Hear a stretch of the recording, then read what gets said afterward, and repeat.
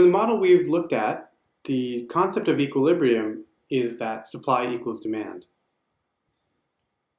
But sometimes supply and demand aren't going to be equal.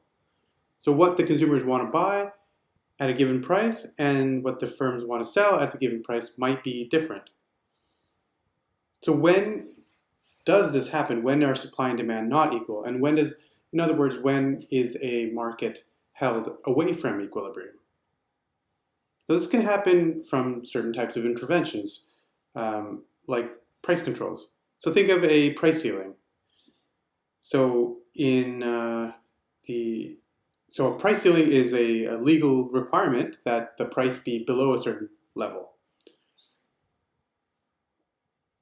Gasoline prices in the 70s, when there was a shortage, are a good example. The rent control in New York City, for example, it requires prices to be below a certain level.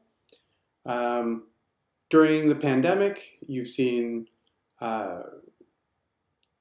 controls on price gouging, which say that you can't raise prices beyond a certain level. So these are price ceilings. You also see price floors. A minimum wage is a classic example of a price floor. So whenever you have these kind of restrictions on what the price can be, you could see that supply and demand are forced away from one another. So let's take a quick look at one example of a price ceiling. We'll look in closer detail at some of these types of policies later on in this course. So let's suppose oil supply is reduced. So that's going to cause the supply curve to shift to the left. So the equilibrium price is going to go from, let's say, $5 to $6. Now let's say the government says, wait a second, you can't increase the price. The price has to stay at $5. Well, can we expect then that the quantity demanded is going to equal the quantity supplied? And the answer is no. So let's have a look graphically. The demand curve stays the same. This is the demand curve, everything stays the same.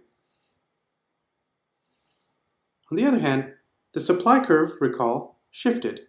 This was the original supply curve,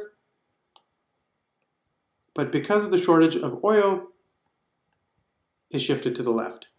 And so we have this new supply curve.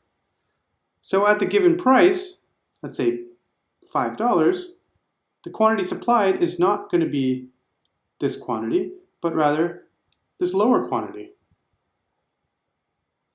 So at the lower price, the quantity supplied is going to be smaller than the quantity demanded.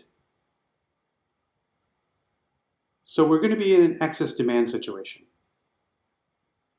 So this type of a policy that imposes a price ceiling could cause us to have excess demand.